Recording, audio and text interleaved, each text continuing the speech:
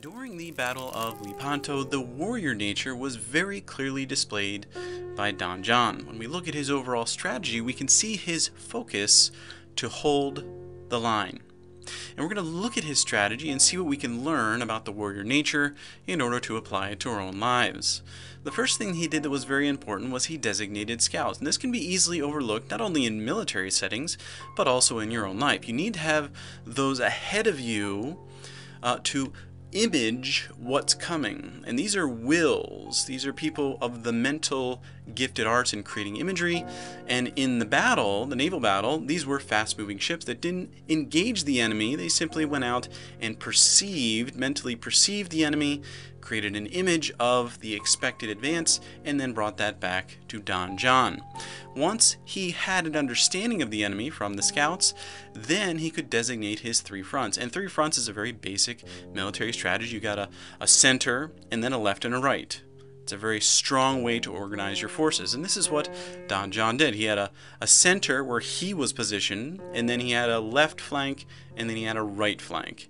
And those three fronts are where the warriors like to be. They like to hold the line. So you got your wills out in front, those scouts giving you mental pictures of the enemy. And then you got your warriors all lined up because they like to hold the line. And you, as the lead warrior, need to be at the center of that line.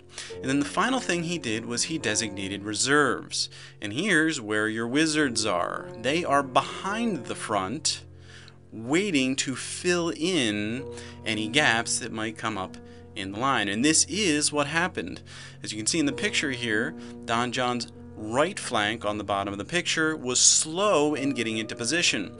The enemy outmaneuvered him, and for a minute, probably more than a minute, for a little while, it looked like there was going to be a devastating thrust up into Don John's center from the southern portion of the battle. Fortunately, his reserves swung up in time and saved the day.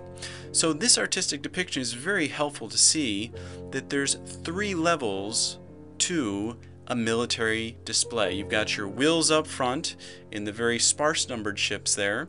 Then behind them you've got your warriors who are holding that line nice and firm, and then behind them you have the wizards. So that's a simple understanding of tactics. And when we look at the outcome of this battle, in the way that Don John held the line, the Ottomans lost 250 ships and 30,000 dead. In contrast, the alliance that Don John was leading lost 45 ships and 9,000 dead. However, the alliance also salvaged 140 of the Ottoman ships and rescued 18,000 European slaves who were being used as labor in that navy.